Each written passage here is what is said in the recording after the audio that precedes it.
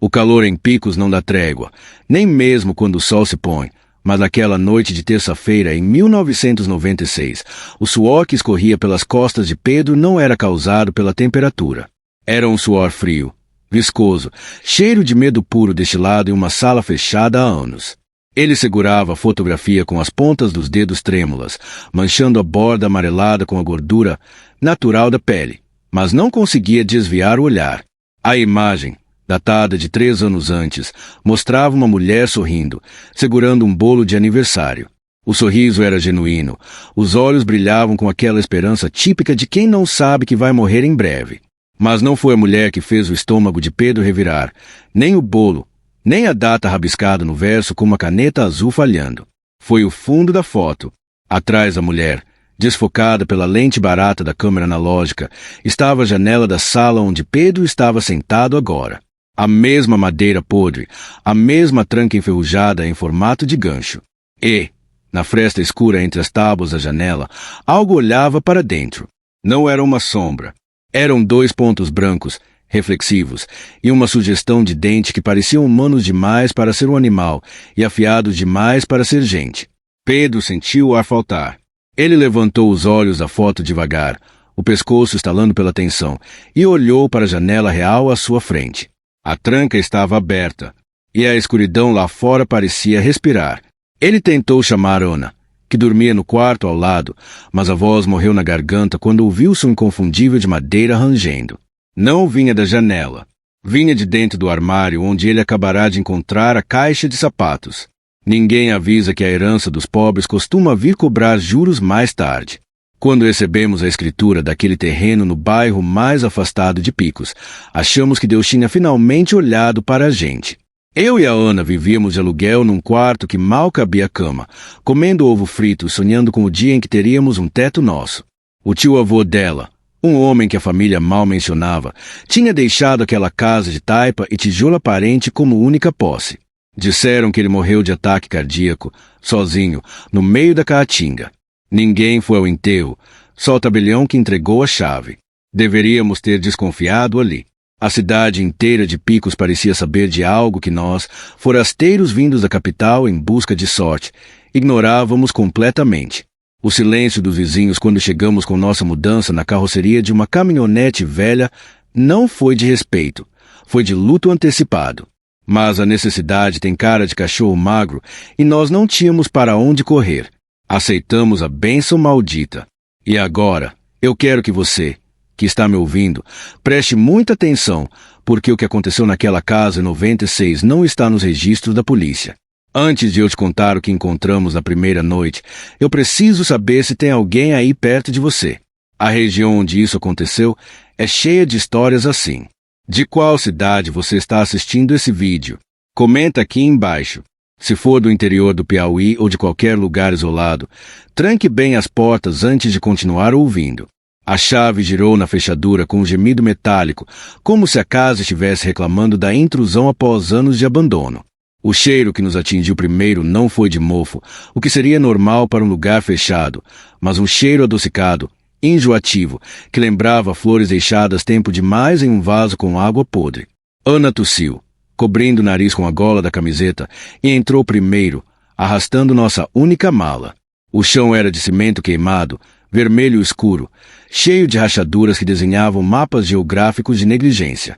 Estava abafado, um calor que parecia vir debaixo da terra, subindo pelas solas dos nossos chinelos. Eu fechei a porta atrás de mim e a escuridão se tornou quase absoluta, quebrada apenas pelos feixes de luz solar que furavam as telhas quebradas, iluminando a poeira que dançava no ar estagnado. Pelo menos é nosso, Ana disse, a voz ecoando estranhamente nas paredes nuas. Ela tentava ser otimista, mas eu vi como ela abraçou os próprios braços, um gesto de proteção instintivo. Não havia móveis, exceto por uma estrutura no canto da sala principal, coberta por um lençol encardido que, um dia, talvez tivesse sido branco. Parecia um altar esquecido ou um caixão esperando defunto. Me aproximei daquele volume coberto com cautela. O instinto humano é curioso. Ele grita perigo muito antes do cérebro processar a ameaça. Meus pelos do braço arrepiaram apesar do calor de 35 graus. Puxei o lençol de uma vez, levantando uma nuvem de pó que nos fez espirrar. Sob o tecido, havia uma cômoda antiga, de madeira maciça, escura e pesada, talhada à mão com desenhos que não faziam sentido, espirais que pareciam olhos, gavinhas que lembravam dedos longos e distorcidos. Era uma peça de mobília bonita, mas completamente deslocada naquele barraco caindo aos pedaços. Era como encontrar um piano de cauda num lixão. Pedro, olha isso! Ana apontou para as gavetas. Eram 4. As 3 primeiras não tinham puxadores, apenas buracos onde madeira tinha sido arrancada. Mas a 4ª gaveta, a última, rente ao chão, estava intacta e trancada com um cadeado pesado, moderno demais para a idade do móvel. Aquele cadeado brilhava, sem um ponto de ferrugem, destoando de todo o resto da casa, como se tivesse sido colocado ali ontem. Passamos o resto da tarde tentando tornar o lugar habitável. Varremos aranhas do tamanho da minha mão, matamos 2 escorpiões que se escondiam sob as telhas caídas no quintal e improvisamos uma ligação elétrica puxando um gato do poste da rua, uma prática comum, mas perigosa. A luz amarela da única lâmpada que tínhamos pendurado no teto oscilava, criando sombras que se esticavam e encolhiam nas paredes, dando a impressão de que a casa estava se movendo ao nosso redor. Quando a noite caiu de verdade, o silêncio da caatinga se tornou opressor. Não havia grilos, nem sapos, nem o som distante de carros. Apenas o vento batendo na vegetação, seca lá fora. Estávamos exaustos, comendo sanduíches de mortadela sentados no chão, quando Ana olhou fixamente para a cômoda no canto. Aquele móvel, ele não estava mais para a esquerda quando chegamos. Ela perguntou, com a boca cheia, apontando com o queixo. Eu ri, nervoso. Deixa de besteira, Ana. A coisa deve pesar 200 quilos. Ninguém mexeu nela. Mas enquanto eu falava, notei as marcas no chão de cimento. Ranhuras frescas, onde a poeira tinha sido arrastada, partindo dos pés da cômoda. Eram apenas alguns centímetros, mas a direção do arrasto não era para o lado. Era para frente, em direção a nós. Engoli o pão seco com dificuldade. Talvez tivéssemos esbarrado nela enquanto limpávamos. Tinha que ser isso, mas a sensação de estar sendo observado ficou mais forte. Decidimos dormir. Jogamos o colchão de espuma no chão do quarto, que ficava separado da sala apenas por uma cortina de chita velha que encontramos numa caixa. Ana apagou rápido, vencida pelo cansaço físico, mas eu fiquei ali, olhando para o teto escuro, ouvindo a casa estalar. E foi então que ouvi o som pela primeira vez. Não era o vento. Era um arranhar rítmico, baixo, contínuo. Skrik, skrik, skrik. Vinha da sala. Vinha da direção da cômoda. Levantei devagar, o coração batendo na garganta como um tambor de guerra. Peguei a lanterna de pilha que deixei ao lado do colchão e caminhei até a cortina. O som parou no momento em que minha mão tocou o tecido. Prendi a respiração. Contei até 3 e puxei a cortina, iluminando a sala com um facho de luz fraco. A sala estava vazia. A cômoda estava lá, imóvel. Mas o cadeado da última gaveta, ele não estava mais virado para baixo. A argola de metal estava levantada, num ângulo de 90 graus, como se alguém tivesse tentado forçá-la e paralisado no meio do ato. Eu não sou um homem corajoso, mas a curiosidade e a necessidade de proteger o que é meu falaram mais alto. Fui até a cozinha improvisada e peguei o martelo que usamos para pregar as janelas. Voltei para a sala, decidido. Se havia um rato gigante ou um gambá preso lá dentro, eu ia atirar agora. Aproximei-me da cômoda, o cheiro adocicado ficando insuportavelmente forte perto da madeira escura. Encaixei a orelha do martelo no arco do cadeado e fiz a alavanca. O metal gemeu, a madeira estalou, e com um clac alto, o cadeado cedeu. O som foi como um tiro no silêncio da madrugada. Esperei algo pular de lá de dentro.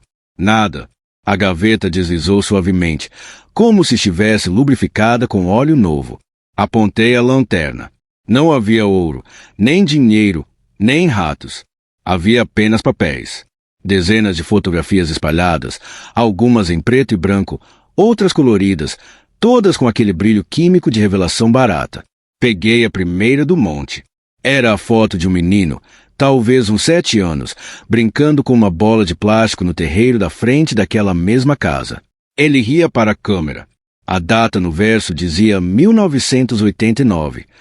Nada demais. Peguei a segunda. Um casal de idosos, sentados em cadeiras de balanço na varanda. 1991. Parecia um álbum de família comum, esquecido pelo tio de Ana. Mas então notei um padrão. Em todas as fotos, o ângulo era estranho. Elas não foram tiradas por alguém que participava do momento. O enquadramento era sempre de baixo para cima, ou de trás de arbustos, ou através de frestas. Eram fotos de voyeur. Fotos roubadas. Senti um calafrio percorrer minha espinha. Comecei a passar as fotos mais rápido. Pessoas diferentes, anos diferentes, mas sempre a mesma casa ao fundo. E então, cheguei na foto da mulher com o bolo. Aquela que descrevi no início. A foto que mudou tudo. Quando foquei nos olhos brilhantes na janela atrás dela, senti uma gota de suor cair da minha testa direto na imagem, bem em cima do rosto da criatura na escuridão. Tentei limpar com o dedo, e foi aí que percebi que a mancha na foto não era sujeira. A emulsão do papel fotográfico estava queimada naquele ponto específico, como se os olhos da coisa na foto emitissem calor real. Larguei a foto como se ela queimasse. O barulho do papel caindo no chão acordou Ana.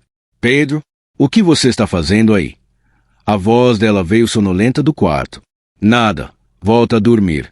Tentei responder, mas minha voz saiu rouca, irreconhecível. Antes que ela pudesse responder, ouvimos uma batida. Seca, forte, toque. Vinha de dentro da parede atrás da cômoda. Não era madeira estalando. Era uma batida com nós dos dedos.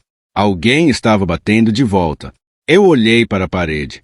Era tijolo maciço, dava para o quintal dos fundos, onde só havia mato e cactos. Pedro! Ana chamou de novo, agora com medo na voz. Tem alguém aí com você? Eu não respondi. Eu estava paralisado, olhando para a gaveta aberta. Por quê? Agora que eu tinha tirado as fotos de cima, pude ver o que estava forrando o fundo da gaveta. Não era papel de seda ou veludo. O fundo da gaveta estava coberto por mechas de cabelo. Cabelos de cores e texturas diferentes, trançados juntos formando um tapete grotesco. E no centro desse ninho de cabelos humanos, havia uma chave pequena, prateada, amarrada com uma fita vermelha. Peguei a chave. Minha mão tremia tanto que a chave tilintava contra o martelo que eu ainda segurava na outra mão. O que essa chave abria? Não havia mais nada trancado na casa. Olhei ao redor da sala, buscando respostas naquelas paredes sujas. Meus olhos pararam no chão, no local de onde eu tinha arrastado a cômoda para abrir a gaveta. Sob o móvel, escondido por anos de poeira e pelo peso da madeira maciça, havia um alçapão. Um quadrado perfeito cortado no cimento queimado, com uma fechadura pequena e prateada no centro. Exatamente do tamanho da chave que eu tinha na mão. O ar na sala ficou gélido. O cheiro de flores podres se tornou sufocante, como se estivéssemos dentro do caixão agora. Eu sabia que não devia abrir. Cada célula do meu corpo gritava para eu pegar Ana, entrar no carro e dirigir até o sol nascer. Mas a chave parecia pulsar na minha mão, quente, viva. Eu me ajoelhei. Aproximei a chave da fechadura no chão. O metal raspou no metal. Girei. O clique foi suave, convidativo. Levantei a tampa do alçapão. Não havia escadas. Apenas um buraco escuro e profundo. E lá de baixo, subindo pela escuridão, veio o som de uma caixa de música tocando uma melodia lenta e distorcida, e uma voz sussurrada, rouca e seca como a caatinga, disse meu nome, Pedro. A voz que chamou meu nome não tinha o timbre humano. Não vibrava nas cordas vocais, parecia nascer diretamente dentro do meu ouvido, como um inseto zumbindo sílabas. Eu recuei, arrastando os calcanhares no cimento áspero, o coração batendo tão forte que doía as costelas. O alçapão continuava aberto, uma boca quadrada e negra no chão da sala, exalando aquele bafo gelado e podre. A caixa de música lá embaixo parou de tocar abruptamente, deixando um eco metálico suspenso no ar. Foi nesse silêncio que Ana apareceu na fresta da cortina, os olhos arregalados, o rosto pálido refletindo a luz fraca da minha lanterna caída. Ela não perguntou o que estava acontecendo. Ela não precisou. O olhar dela foi direto para o buraco no chão, e eu vi a pupila dela contrair, não pela luz, mas por um reconhecimento instintivo de que aquilo não deveria existir. Eu tentei me levantar, tentei dizer vamos embora, Mas antes que eu pudesse firmar os pés, a porta da frente da casa, a única saída, bateu com uma violência que fez a poeira do teto chover sobre nós. Não houve vento. A tranca girou sozinha, o metal rangendo como uma risada seca. Corri até lá, ignorando o buraco, e puxei a maçaneta. Travada. Soquei a madeira, chutei, gritei. Era como bater em uma parede de pedra sólida. A casa tinha fechado a boca. E nós estávamos do lado de dentro. Ana começou a chorar, um som baixo, contido, de quem sabe que o pânico atrai predadores. Eu me virei para ela, tentando manter a calma que eu não sentia, quando a lâmpada do teto estourou. O filamento queimou com um estalo elétrico e a sala mergulhou na escuridão total. A única fonte de luz agora era o feixe trêmulo da lanterna no chão, que apontava diretamente para a abertura do alçapão. E na borda daquele buraco, iluminada de baixo para cima, uma mão surgiu. Não era uma mão normal. Os dedos eram longos demais, com articulações extras, a pele cinza e esticada sobre ossos finos. As unhas eram negras e curvas. A mão tateou o cimento, buscando apoio, e começou a puxar algo para cima. O som de respiração molhada, gorgolejante, subiu do poço. Eu peguei Ana pelo braço e a arrastei para o canto mais distante, perto da cozinha, segurando o martelo com as duas mãos, pronto para esmagar o que quer que saísse dali. Mas a mão parou. Os dedos tamborilaram no chão. Tuc, tuc, tuc, um ritmo zombeteiro. E então, lentamente, a mão recuou para a escuridão, desaparecendo buraco abaixo. Mas ela deixou algo na borda. Um objeto pequeno e brilhante. Minha respiração saía em vapores brancos agora. A temperatura na sala tinha despencado 10 graus em segundos. O que é aquilo? Ana sussurrou, a voz tremendo. Eu apontei a lanterna. Era a chave do nosso carro. A chave que estava no bolso da minha calça há 1 minuto. Eu tateei meu bolso freneticamente. Vazio. A coisa lá embaixo tinha pegado a chave sem eu sentir. Ou pior, tinha o poder de transportar objetos. Era um convite. Ou uma chantagem. Se quiséssemos sair dali, teríamos que pegar a chave. E para pegar a chave, teríamos que chegar perto da borda. Fica aqui, ordenei, embora soubesse que não havia lugar seguro. Dei um passo em direção ao alçapão. O silêncio era absoluto, o que tornava cada passo meu ensurdecedor. Quando cheguei a 1 metro da borda, estiquei o pé para tentar chutar a chave para longe do buraco. No momento em que meu tênis tocou o metal, uma voz de criança, clara e cristalina, gritou lá de baixo, papai. Eu congelei. Não tínhamos filhos. Mas a voz tinha a mesma entonação que eu imaginava que meu filho teria. Foi um golpe baixo, psicológico. Aproveitei o choque para chutar a chave para trás. Ela deslizou pelo cimento até os pés de Ana. Pega e tenta a porta dos fundos, gritei. Mas a resposta de Ana me gelou o sangue. Pedro, a porta dos fundos sumiu. Eu girei a lanterna. Onde deveria haver a porta de madeira que dava para o quintal, havia agora uma parede de tijolos contínua, rebocada grosseiramente, ainda úmida. A argamassa escorria como pus cinza. A casa estava mudando. Ela estava se reconfigurando para nos manter ali. Não havia janelas, não havia portas. Só havia o alçapão. Percebi a lógica cruel da armadilha.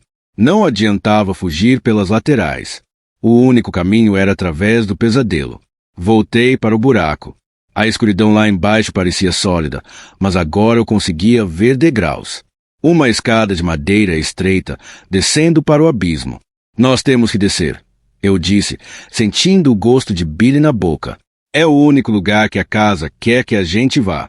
Talvez tenha outra saída. Ana negou com a cabeça, aterrorizada, mas olhou para as paredes que pareciam se fechar sobre nós como um compactador de lixo. Ela sabia que eu tinha razão. Amarrei a lanterna no meu pulso com um pedaço de corda que achei no chão. Segurei o martelo e comecei a descer. O primeiro degrau rangeu como um osso quebrando. O ar lá embaixo era diferente, pesado, com cheiro de terra molhada e formol antigo. A cada degrau que descíamos, a temperatura caía mais. Contei 12 degraus até meus pés tocarem um chão de terra batida. Apontei a luz. Não era um porão comum. Era um túnel. As paredes tinham sido escavadas na terra vermelha do Piauí, sustentadas por vigas de madeira que pareciam ter sido roubadas de trilhos de trem. Raízes de árvores pendiam do teto como cabelos mortos, roçando em nossos rostos. Pedro, olha as paredes, Ana sussurrou, agarrada à minha camiseta. Eu foquei a luz. Encravados na terra das paredes, havia objetos. Bonecas sem cabeça, relógios parados, sapatos de pares diferentes, dentes, centenas de dentes humanos enfiados na terra formando espirais. Era um museu de atrocidades geológicas. Caminhamos pelo túnel, o medo nos fazendo andar curvados. O corredor fez uma curva fechada para a direita e se abriu em uma câmara maior. O que vimos ali fez meu cérebro travar por um segundo tentando processar a imagem. Era uma réplica exata da nossa sala lá em cima, mas distorcida. Havia uma mesa, cadeiras, até a comoda estava lá. Mas tudo era feito de ossos e pele seca esticada sobre estruturas de madeira. O tampo da mesa era um mosaico de omoplatas amareladas. O abajur tinha uma cúpula feita de algo que parecia couro cabeludo humano, costurado grosseiramente. E no centro dessa sala macabra, sentado em uma das cadeiras de ossos, havia um manequim de loja, vestido com as roupas do tio-avô de Ana. O manequim não tinha rosto, apenas uma superfície lisa de plástico, mas estava voltado para nós, como se nos encarasse. No colo do manequim havia um gravador antigo, de fita cassete. O botão play estava afundado, mas a fita não girava. Aproximei-me, sentindo a náusea subir. A luz da lanterna falhou, piscou 2 vezes e voltou mais fraca. A bateria estava morrendo. Eu precisava ser rápido. Estiquei a mão e toquei o gravador. A fita começou a girar sozinha. Uma estática alta encheu a sala subterrânea, seguida por uma voz. Era a voz do tio de Ana, mas soava embargada, como se ele estivesse falando com a boca cheia de líquido. Eles não comem carne, eles comem o medo. A carne é só embalagem. Eu tentei parar. Eu juro que tentei parar de trazer gente. Mas a casa tem fome. E se eu não trouxer, ela come a mim. A gravação foi interrompida por um som de tosse violenta e engasgos. Depois, a voz voltou, num sussurro desesperado. O casal novo, Pedro e Ana. Eles são perfeitos, tão cheios de esperança. A esperança tempera o medo. Deixa a carne macia. Se vocês estão ouvindo isso, vocês já estão no estômago. A única saída é a digestão. A fita estalou e parou. Ana soltou um grito abafado. O manequim à nossa frente moveu a cabeça. Foi um movimento rápido, mecânico, crac-crac. A face lisa de plástico se virou para Ana. E então, na superfície sem traços do rosto do boneco, uma boca começou a se abrir. Não uma boca desenhada. O plástico derreteu. Rasgou, revelando uma cavidade cheia de agulhas. Eu não esperei para ver o que sairia dali. Balancei o martelo com toda a força que o pânico me deu e acertei a cabeça do manequim. O plástico explodiu em estilhaços, mas não havia vazio dentro. Havia carne crua, pulsante, vermelha, como um tumor gigante em forma de homem. O manequim gritou, um som agudo que fez meus dentes doerem. Sangue preto espirrou na minha cara, quente e ácido. Corre! Berrei, empurrando Ana para um corredor lateral que eu nem tinha notado antes. Corremos sem olhar para trás, ouvindo o som de passos pesados molhados nos perseguindo. Ploc, ploc, ploc, como carne batendo no chão. O corredor estreitava cada vez mais. As paredes de terra começaram a pulsar, contraindo e expandindo como o esôfago de um animal gigante. Estávamos literalmente sendo engolidos. Tropeçamos em raízes, rasgamos as roupas, até que o corredor terminou abruptamente em uma porta de metal pesado, parecida com a de um frigorífico industrial. Não havia maçaneta do lado de fora. Os passos atrás de nós estavam mais perto. O cheiro de sangue podre estava insuportável. Comecei a bater na porta de metal, o som ecoando oco. Abre! Por favor, abre! Ana gritava, arranhando metal até as unhas sangrarem. Olhei para trás. Na curva do túnel, a luz fraca da lanterna iluminou a silhueta do que nos perseguia. Não era mais o manequim. A coisa tinha crescido, se expandido. Era uma massa de membros desordenados, braços e pernas humanos fundidos em uma aranha de carne, e no topo, o rosto derretido do tio de Ana sorria. Eu me virei para a porta, fechei os olhos e me preparei para morrer. Foi quando ouvi o clique. A porta não estava trancada. Ela abriu para dentro com um suspiro pneumático. Nós caímos para dentro da sala, e eu chutei a porta de volta, girando a tranca circular no momento em que algo pesado chocou contra o metal do outro lado. Bom, a porta aguentou. Estávamos salvos, por enquanto. Levantei a lanterna, ofegante, para ver onde estávamos. O alívio durou meio segundo. A sala era fria, azulejada de branco do chão ao teto, limpa de forma clínica, contrastando com a sujeira do túnel. No centro, havia uma maca cirúrgica antiga. E sobre a maca, amarrada com cintos de couro, estava uma pessoa. Me aproximei devagar, o medo dando lugar a uma confusão atordoante. A pessoa estava viva, respirando ritmicamente, os olhos abertos fitando o teto. Era uma mulher, jovem. Usava uma camiseta de uma banda de rock e shorts jeans. Quando meu rosto entrou no campo de visão dela, ela virou a cabeça lentamente. Eu recuei, tropeçando nos meus próprios pés. O rosto da mulher era o rosto da Ana. Olhei para o meu lado, para a Ana que estava comigo, que tinha descido o buraco comigo, que estava chorando e suja de terra. Ela também olhava para a mulher na maca, petrificada. A Ana da maca abriu a boca e falou, com a voz rouca de quem não usa as cordas vocais há muito tempo. Pedro, por que você trouxe essa coisa com você? Essa não sou eu. Essa é a casa. Ela te copiou, para te trazer até aqui. Senti uma mão fria tocar meu ombro. A mão da Ana que estava ao meu lado. Mas quando olhei, o rosto dela não expressava mais medo. Ela estava sorrindo. Um sorriso largo demais, que ia de orelha a orelha, cheio de dentes afiados como agulhas. A digestão começou. Amor, ela sussurrou. O sorriso daquela coisa que usava o rosto da minha esposa rasgou a pele das bochechas, esticando-se até as orelhas com um som de tecido molhado se rompendo. Não havia sangue, apenas uma substância negra e viscosa que borbulhava nas frestas da carne falsa. Eu não pensei.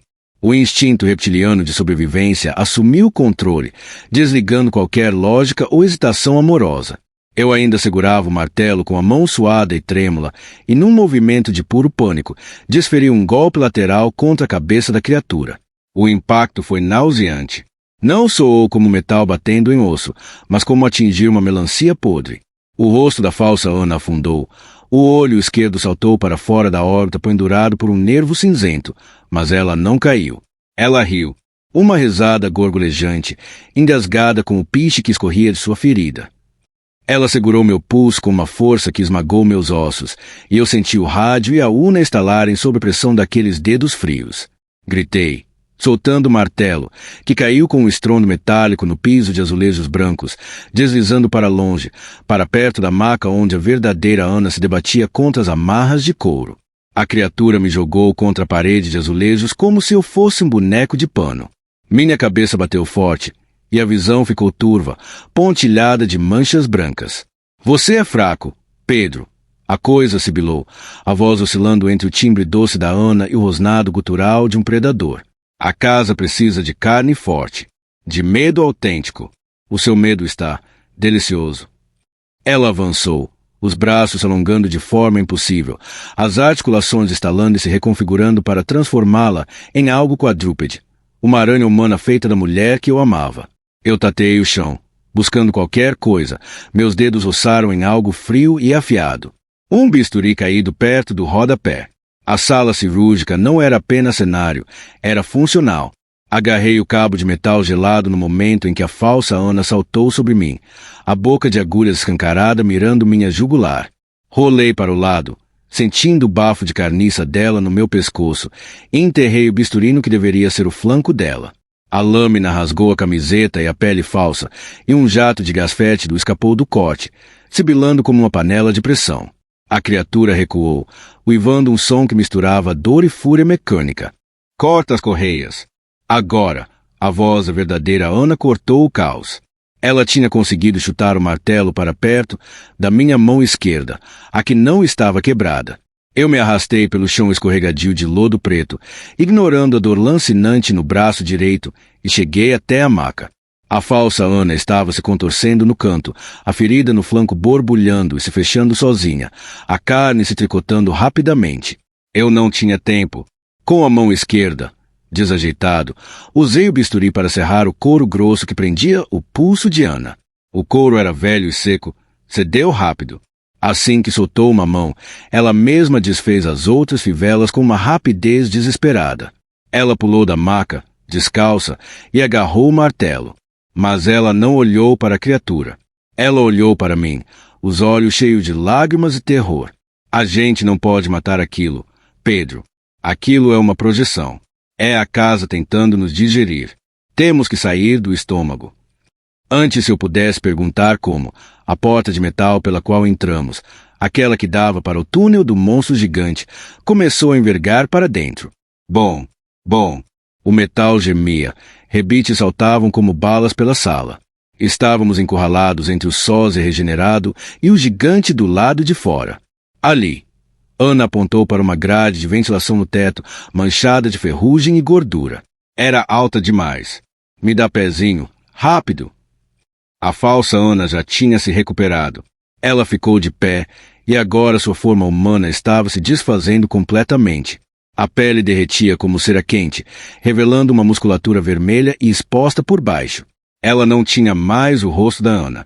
Tinha apenas um buraco negro onde deveria haver a face, sugando a luz da sala. Ela correu em nossa direção. Eu entrelacei os dedos da mão boa, fiz um degrau e lancei Ana para cima.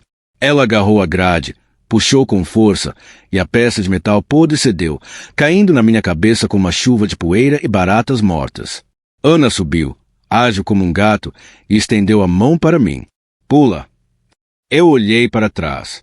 A criatura sem rosto estava a 1 metro de distância, garras de osso exposto prontas para me estripar. Usei a maca como trampolim, ignorando a dor no braço quebrado que explodiu em agonia, e saltei. A mão de Ana agarrou a minha. Ela me içou com uma força que eu não sabia que ela tinha, me arrastando para dentro do duto escuro no exato segundo em que as garras da criatura rasgaram o ar onde meus pés estavam, arrancando a sola do meu tênis. O duto era estreito, claustrofóbico, cheirava a cobre e sangue velho. Engatinhamos na escuridão, o metal vibrando sob nossos joelhos, ecoando os uivos frustrados das coisas lá embaixo. Como você sabia que eu era eu? Perguntei, a voz ecoando no tubo metálico. Ana parou por um segundo, a silhueta dela mal visível à frente. Porque quando a gente chegou na casa, eu nunca entrei. A coisa me pegou ainda na varanda. Pedro, enquanto você destrancava a porta. Tudo que você viveu lá dentro, a primeira noite, o jantar, o sono, você estava com ela o tempo todo. A casa brincou de casinha com você antes de decidir comer. O choque dessa revelação quase me fez vomitar ali mesmo. Eu tinha dormido ao lado daquele monstro. Tinha tocado nela. A memória do cheiro adocicado de flores podres fez sentido agora. Não era a casa que cheirava mal. Era a minha esposa. O duto começou a inclinar para baixo, ficando cada vez mais íngreme. O som lá na frente mudou. Não era mais silêncio. Era um som rítmico, pulsante. Tum-tum, tum-tum. Parecia um coração gigante batendo. E estava ficando quente. Insuportavelmente quente. De repente, o chão do duto desapareceu. Ana gritou enquanto escorregava por uma rampa de metal lubrificada com algo gosmento. Eu fui logo atrás, sem ter onde me segurar. Deslizamos por metros, ganhando velocidade, girando no escuro, até sermos cuspidos para fora em um espaço amplo e avermelhado. Caímos sobre algo macio e esponjoso. O impacto foi amortecido, mas nojento. Levantei, limpando o lodo dos olhos. A sala, onde estávamos, não tinha paredes retas. Tudo era orgânico. As paredes pulsavam, cobertas por veias grossas e azuis que brilhavam com bioluminescência fraca. O chão era feito de uma membrana esponjosa que respirava sob nossos pés. Estávamos, literalmente, dentro das entranhas da casa. Mas o pior não era a biologia impossível do lugar. Era o que estava plantado nas paredes. Fileiras de casulos translúcidos, conectados ao teto por cordões umbilicais grossos. Dentro de cada casulo havia uma pessoa, em estado de suspensão, olhos abertos, mas hidrados, sonhando o pesadelo eterno que alimentava aquele lugar. Reconheci o menino da foto de 1989. O casal de idosos de 1991. Eram dezenas. Uma colheita de almas mantida fresca. Pedro. Ana puxou minha camisa, paralisada, olhando para um casulo específico à nossa direita, mais recente, onde o fluido amniótico ainda estava claro. Eu me aproximei, sentindo as pernas falharem. Dentro do casulo, flutuando em posição fetal, estava eu. Um outro Pedro. Ou seria eu o verdadeiro? Aquele Pedro tinha os olhos fechados, uma expressão de paz no rosto, e o braço direito dele estava intacto. Olhei para o meu próprio braço, quebrado, inchado e roxo. Olhei para Ana ao meu lado. Ela tremia, encarando o casulo vizinho. Lá dentro, havia outra Ana. Nós não somos os originais, ela sussurrou, a sanidade se fragmentando na voz dela. Nós somos as cópias, as sobras. A casa criou a gente para testar o cenário e guardou os verdadeiros para depois. Aquilo não podia ser verdade. Eu sentia dor, eu sentia medo. Eu tinha memórias de infância, do nosso namoro, do gosto do café. Não, gritei, socando a membrana do casulo do meu outro eu. Eu sou real. Eu estou pensando. O Pedro dentro do casulo abriu os olhos. Eram totalmente negros, sem íris ou esclera. E ele sorriu. A parede carnuda atrás de nós se abriu com um som de rasgo úmido. Não era uma porta, era um esfíncter muscular se dilatando.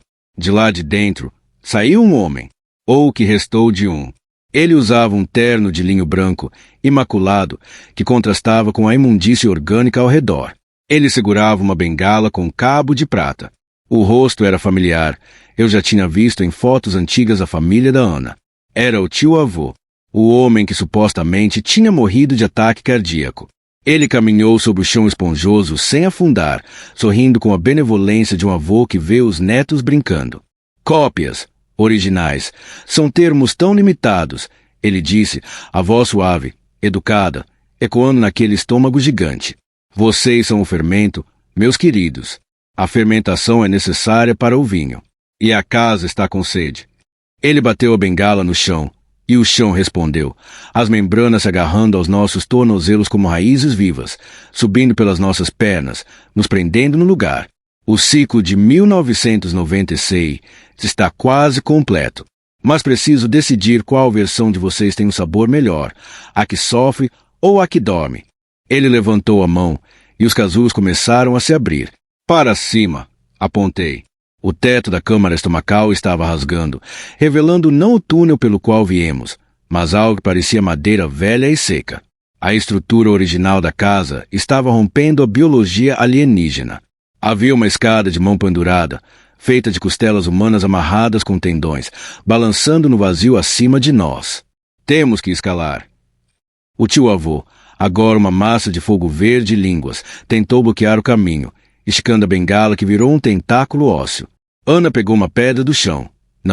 Não era uma pedra, era um crânio calcificado, e jogou com uma precisão furiosa. Acertou o rosto de línguas. O monstro recuou, uivando. Corremos para a escada de ossos. Comecei a subir primeiro, puxando Ana logo atrás. Os degraus eram escorregadios, cobertos de graxa.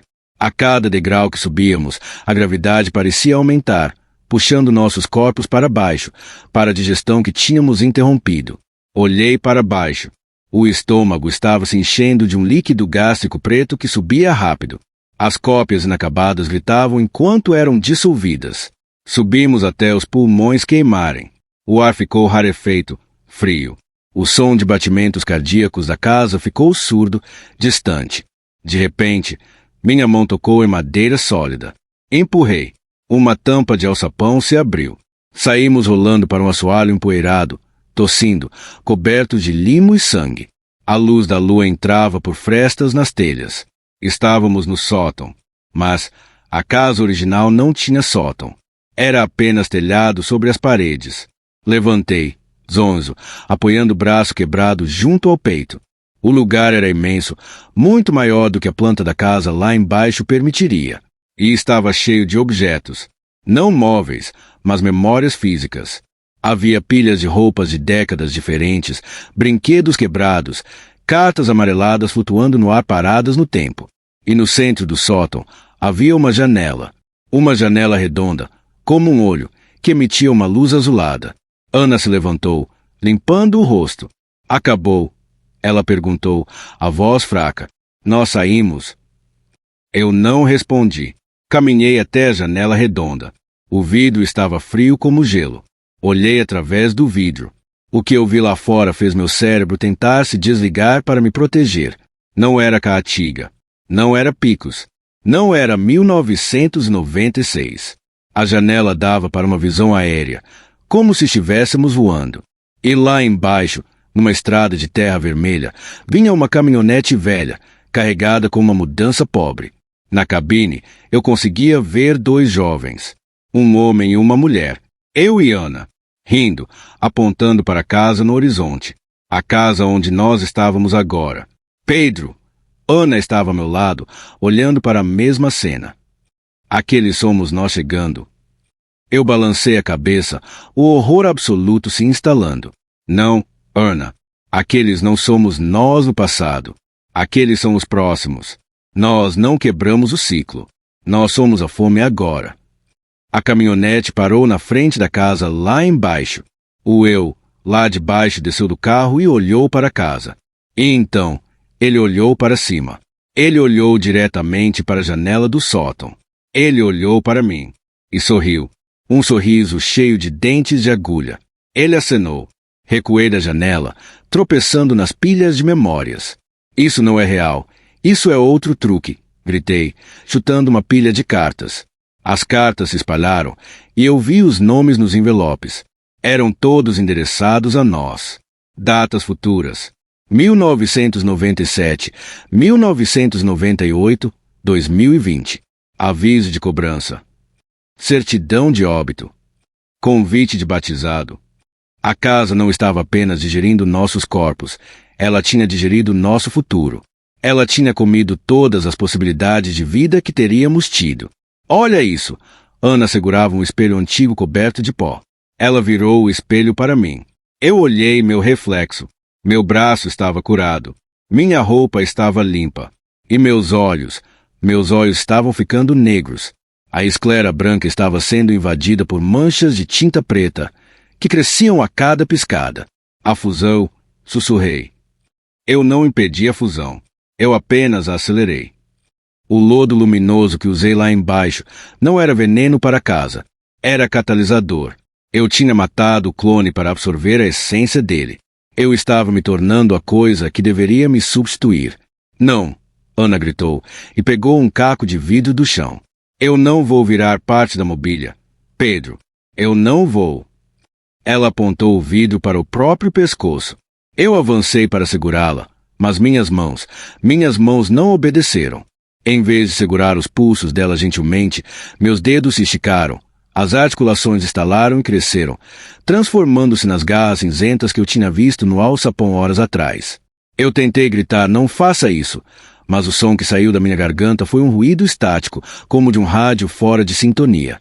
Ana olhou para as minhas mãos monstruosas, paralisada pelo terror. Ela não viu o marido tentando salvá-la. Ela viu o monstro atacando. Ela recuou.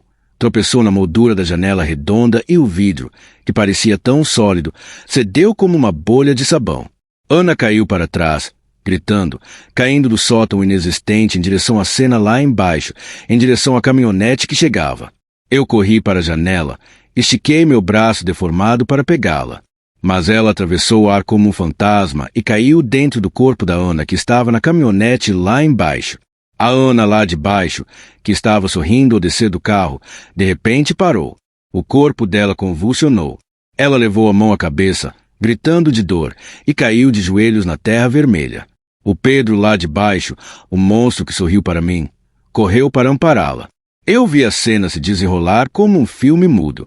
A minha Ana, a consciência dela, tinha sido fundida com a Ana do passado. É por isso que ela sentia tanto medo quando chegamos. É por isso que ela sabia que algo estava errado antes de mim. Ela já tinha vivido isso. É um loop fechado e perfeito. E eu fiquei preso no sótão. Olhei para minhas mãos novamente. A transformação parou. Eu não era um monstro completo. Eu era algo no meio do caminho. Eu era o guardião. Entendi, com uma clareza gelada, o meu papel. O tio-avô não era o dono da casa.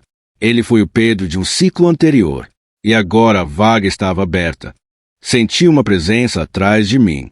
A escuridão do sótão se condensou. Excelente colheita, a voz sussurrou. Não era o tio. Era a casa.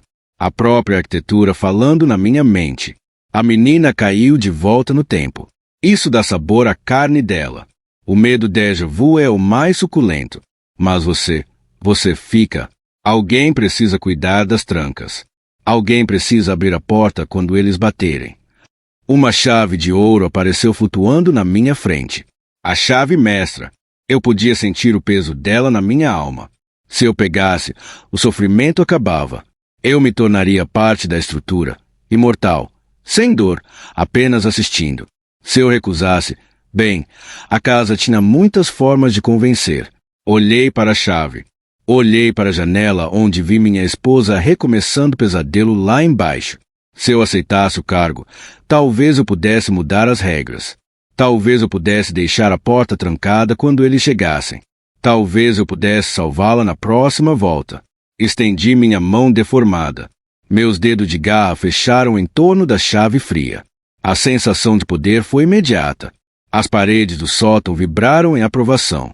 Eu podia sentir cada prego, cada tábua, cada rato na parede. Eu era a casa agora. E a primeira coisa que senti foi a fome. Uma fome avassaladora, infinita. E lá embaixo, na estrada, a caminhonete estava estacionando. O motor desligou. O ciclo recomeçou.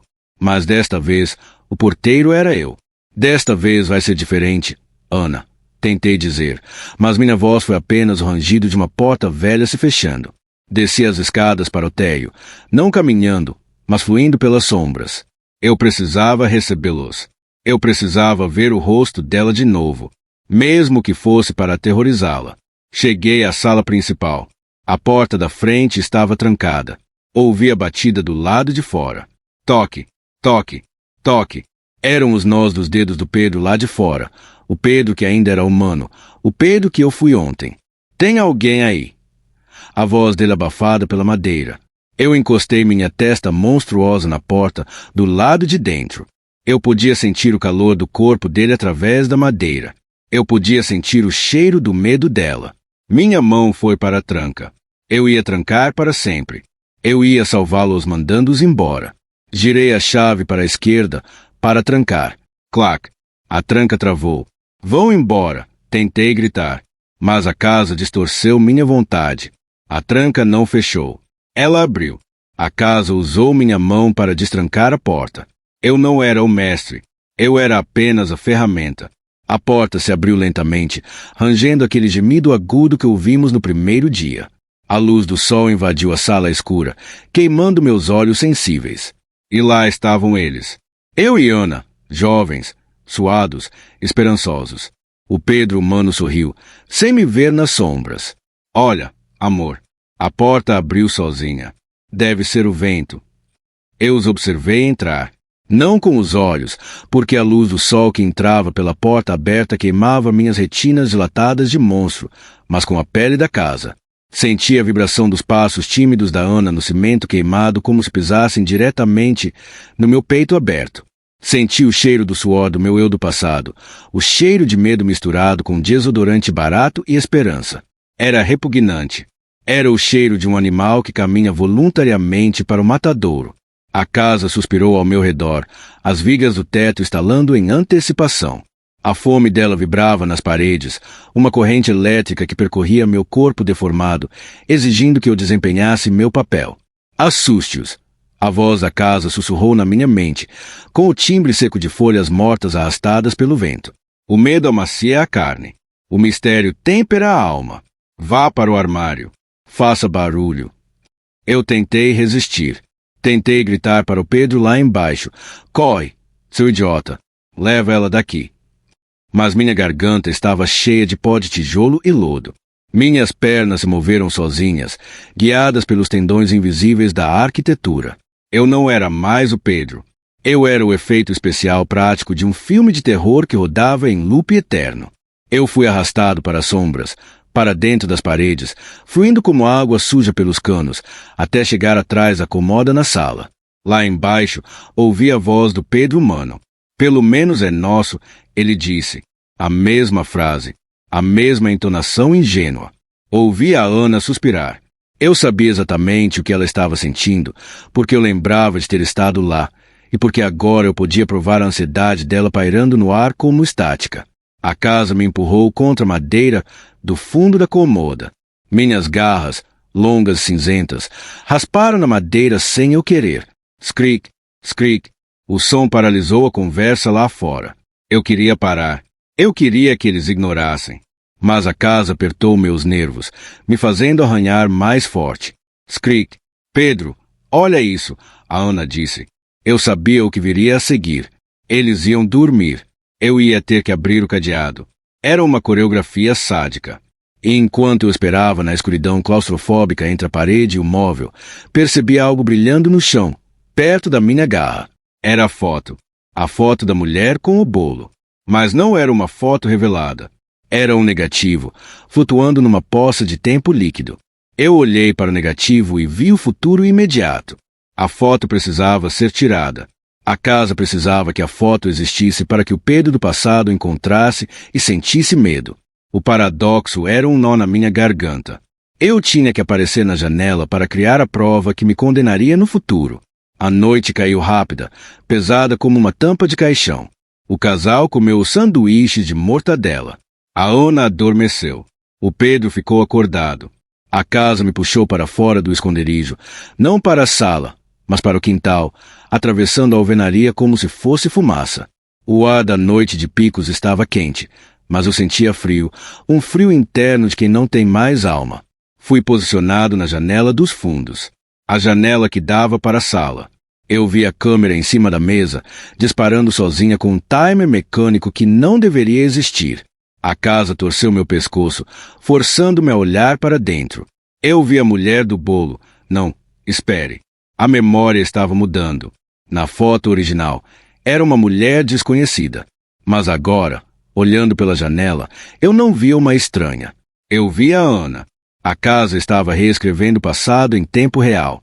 Ela estava substituindo as vítimas antigas por nós. Eu tentei fechar os olhos, mas não tinha pálpebras. O flash disparou. A luz branca explodiu na minha cara, gravando minha silhueta monstruosa no filme, meus olhos refletindo a maldade que eu não queria ter. Eu era o fantasma da foto. Eu era o monstro que eu mesmo temi. O grito ficou preso na minha boca costurada. Voltei para dentro das paredes, soluçando sem lágrimas. O Pedro do passado levantou, pegou o martelo. Ele vinha abrir a gaveta onde eu tinha colocado a chave momentos antes, obedecendo a ordens silenciosas. Eu senti a vibração do martelo quebrando o cadeado. Clac! Ele abriu a gaveta. Ele viu as fotos. Ele viu a minha foto na janela. Eu estava logo atrás da parede de tijolos, a centímetros do rosto dele. Eu podia ouvir a respiração acelerada dele. Pedro! A Ana chamou do quarto. Agora. Era agora. O roteiro dizia que eu deveria bater na parede. Toque! Mas algo dentro de mim, uma faísca daquele Pedro que lutou no túnel, acendeu. Se eu sou a casa agora, se eu sou a estrutura, eu posso controlar a estrutura? O tio-avô disse que eu era o porteiro. O porteiro tem as chaves. Concentrei toda a minha vontade, todo o ódio que sentia por aquela existência maldita, e foquei não na parede, mas na fiação elétrica. A casa queria que eu batesse. Eu recusei. Em vez disso, agarrei os fios vivos dentro do reboco. A dor foi absoluta, mas purificadora. Canalizei a energia da casa, a eletricidade roubada do gato da rua, e a joguei de volta para o sistema. Não houve batida na parede. Houve uma explosão. A lâmpada da sala não apenas queimou, ela detonou, espalhando o vidro quente por todo o cômodo. O curto-circuito correu pelas paredes como veias de fogo, incendiando o papel de parede podre que estava escondido sob a pintura. O Pedro do passado gritou, largando as fotos. A Ana correu do quarto. Fogo! Pedro! Fogo! Ela gritou. Isso não estava no roteiro. A casa rugiu na minha mente, uma vibração tectônica de fúria. O que você está fazendo? A voz do tio-avô trovejou. As paredes começaram a se contrair, tentando me esmagar, tentando extinguir as chamas que eu alimentava com minha própria essência vital. Mas eu descobri o segredo. A casa se alimentava de medo. Sim, mas ela era feita de memória. E o fogo consome memória. O fogo purifica. Eu me fundi ainda mais com a fiação, tornando-me um condutor vivo de destruição. Saiam! Tentei projetar a voz para a sala. Saiam agora! Mas minha voz saiu como o crepitar das chamas subindo pelas cortinas. O Pedro do passado estava confuso. O medo dele mudou. Não era mais o medo sobrenatural, o medo saboroso que a casa queria. Era medo pânico, medo de incêndio, medo animal de morrer queimado. Esse medo era amargo. A casa engasgou. Ela tentou fechar a porta da frente, trancá-los lá dentro para que o fogo não os deixasse escapar antes da digestão correta. Eu senti a tranca girar para fechar. Eu, o monstro na parede, joguei meu corpo físico, ou o que restava dele, contra o mecanismo da fechadura pelo lado de dentro da alvenaria. Meus ossos estalaram. Minha carne derreteu no metal superaquecido, mas eu segurei o ferrolho. Abra! Berrei mentalmente. A porta, lutando entre a vontade da casa e a minha sabotagem, tremeu. O Pedro humano chutou a porta. Uma vez. 2 vezes. Na terceira, com a minha ajuda invisível puxando as engrenagens, a madeira cedeu. A porta se escancarou para a noite estrelada. O ar fresco entrou, alimentando ainda mais o fogo que agora consumia o teto. Eles correram. Eu os vi atravessar o terreiro, a Ana puxando o Pedro, tossindo fumaça. Eles chegaram na caminhonete. O motor pegou de primeira. Eles não olharam para trás. Eles fugiram. O ciclo tinha sido quebrado? Não. O ciclo tinha sido abortado. A casa não comeu. E uma casa faminta é uma casa furiosa. O tio-avô se materializou na sala em chamas, imune ao fogo, o terno branco impecável. Ele olhou para a parede onde eu estava fundido, agora uma massa de carvão e consciência. Você estragou o jantar, ele disse, a voz calma, mas os olhos negros transbordando ódio infinito.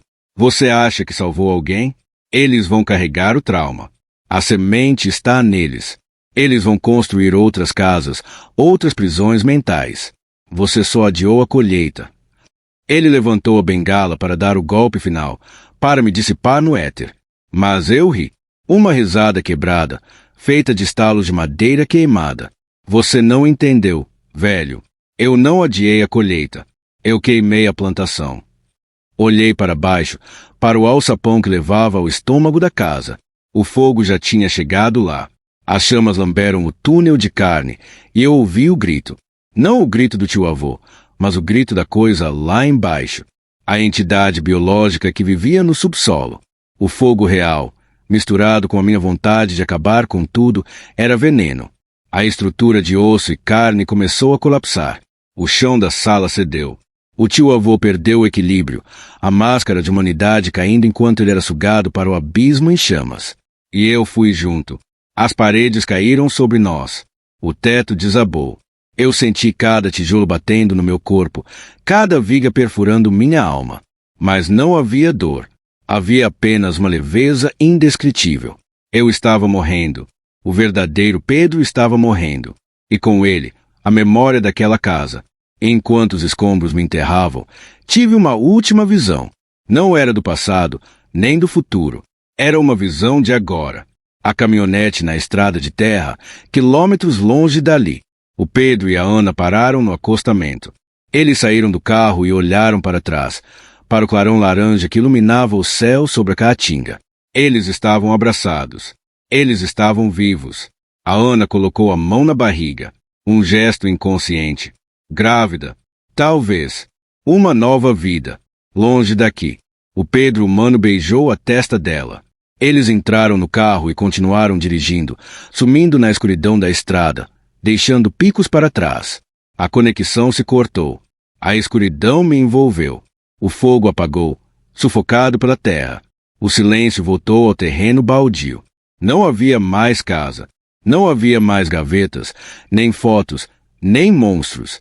Apenas um monte de entulho fumegante sob o luar do sertão. Mas, no meio das cinzas, enterrada fundo onde ninguém jamais encontraria, uma chave prateada brilhava, intacta, esperando. Esperando o próximo tolo que achasse que herança de pobre é bênção. Mas isso levaria tempo, anos, décadas. Por enquanto, o monstro podia dormir. E pela primeira vez em 1996, eu fechei meus olhos e não sonhei com nada.